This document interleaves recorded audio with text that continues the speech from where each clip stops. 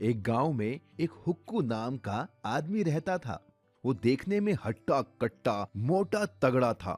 हुक्कू बहुत ज्यादा खाने का शौकीन था। हुक्कू अपने खाने की वजह से पूरे गांव में मशहूर था। वो लोगों के साथ तरह तरह के फूड चैलेंज करता था और जीतता भी था। हुक्कू ने एक कुत्ता भी पाला हुआ था। वो जिस भी फूड चैलेंज में जाता अपने कुत्ते को साथ लेकर जाता। उसी गांव में सोनू नाम का एक आदमी अपनी बीवी कविता के साथ रहता था। सोनू एक गरीब आदमी था, लेकिन वो अक्लमंद था। एक दिन हुक्कू ढाबे पर बैठकर चाय पी रहा था। तभी वहाँ सोनू आता है और वो एक कप चाय लेकर पीने लगता है। अरे, तुम तो वही हो ना जो लोगों के साथ तरह तरह के फूड चैलेंज रखता है। हाँ, तुमने सही पहचाना। मेरा नाम हुक्कू है। हम जैसों को तो पेट भरने के लिए पैसे कमाने पड़ते हैं, लेकिन तुम तो अपना पेट भरने के साथ पैसे कमाते हो। बढ़िया काम है। मेरे जितना खाना खाना बच्चों का खेल नहीं है।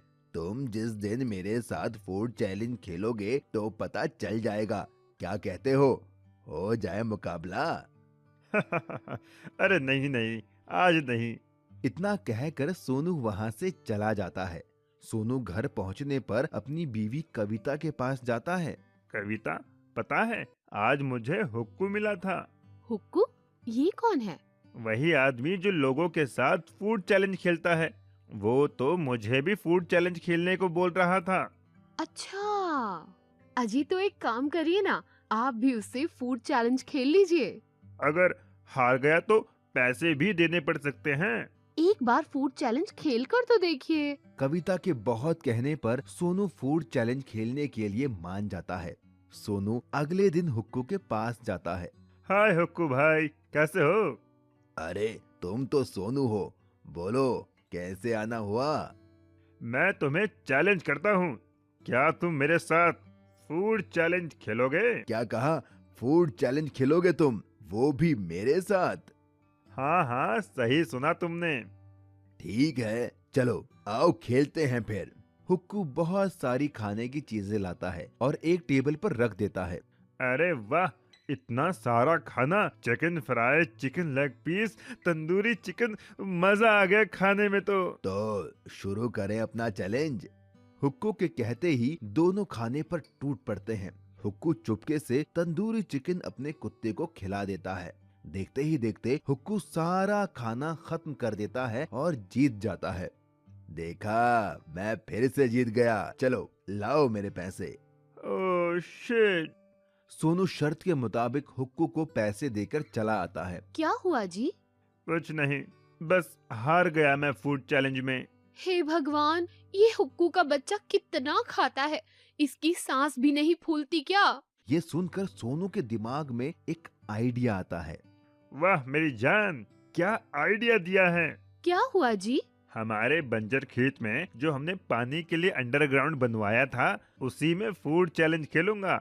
मोटा होने की वजह से हुक्कू दमे का मरीज है। अगर मैं जमीन के अंदर उसके साथ फूड चैलेंज खेलूं तो मैं जीत सकता हूं।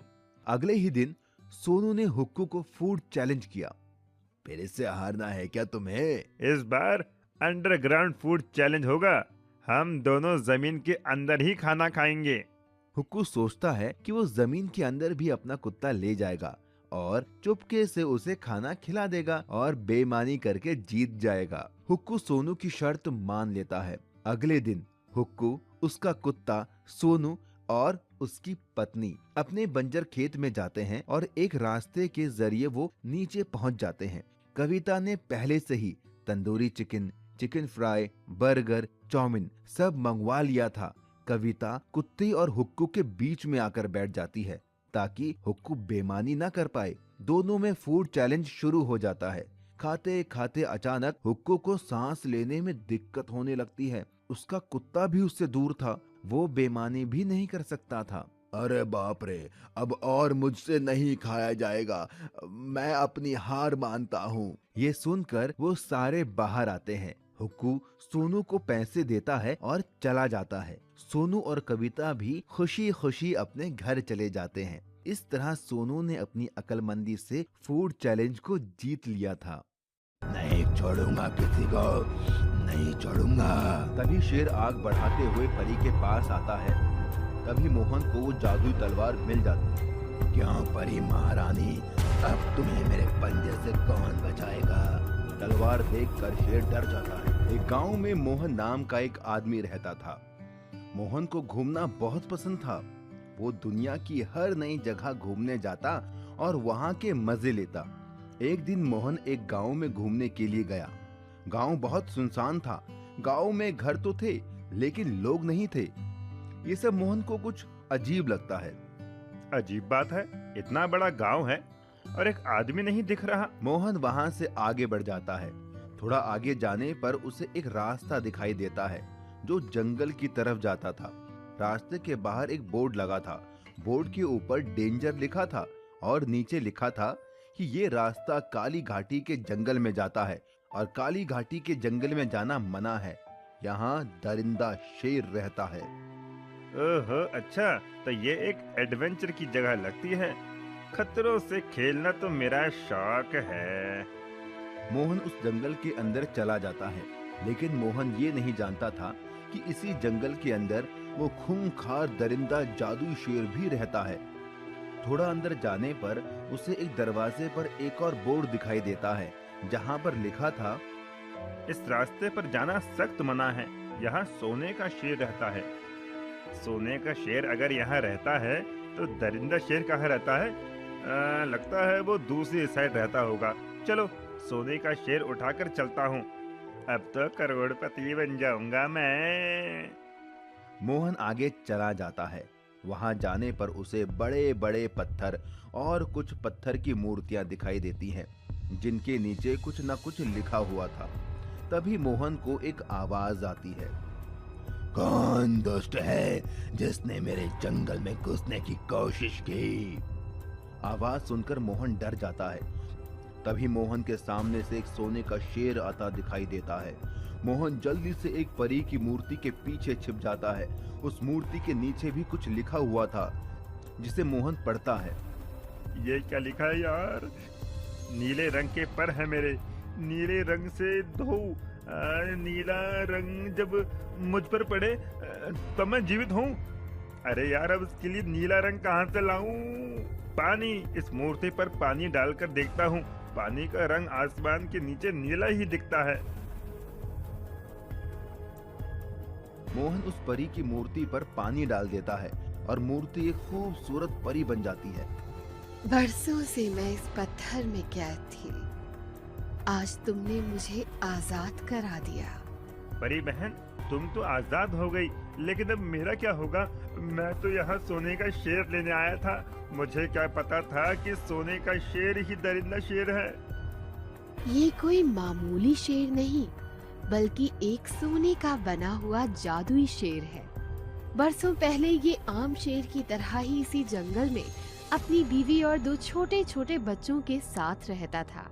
एक दिन सर्कस से आए इंसानों ने इसकी बीवी को मार दिया और दोनों बच्चों को उठाकर ले गए। परी ये कहानी मोहन को बता ही रही होती है कि तभी वहाँ जादुई शेर आ जाता है। उस दिन मैंने कसम खा ली थी कि मैं किसी भी इंसान को नहीं छोड़ूंगा, और फिर मैंने सालों तक देवताओं से रो रो कर प्रार्थना की, उनकी तपस्या की, और एक दिन बदले में मुझे ये जादुई शक्तियाँ मिली। फिर मैंने पूरे गांव को खत्म कर दिया और अब तुझे भी मार दूंगा इंसान। मैं तुम्हें ऐसा नहीं करने दूंगी। तो फिर मरने के लिए तैयार हो जाओ दोनों। शेर अपने मुंह से आग निकालता है।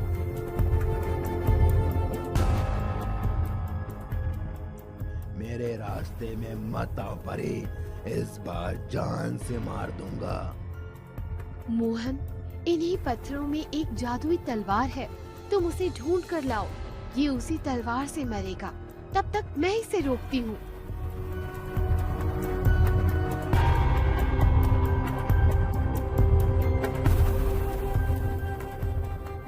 उधर मोहन पत्थरों में जादुई तलवार ढूंढता है।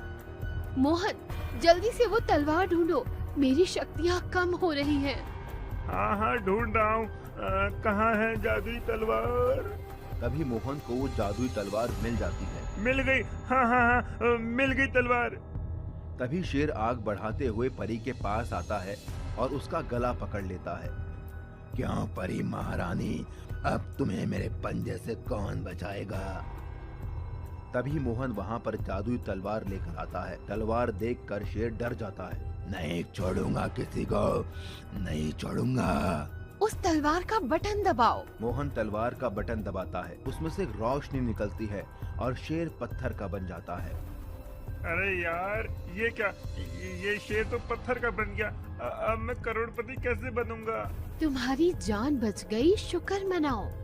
हाँ ये तो है, अगर तुम नहीं होती तो मैं मर जाता। उसके बाद परी गायब हो जाती है। चलो जान बची तो लाखों पाए। इतना कहकर मोहन भी वहाँ से चला जाता है और शेर हमेशा के लिए पत्थर का बन जाता है।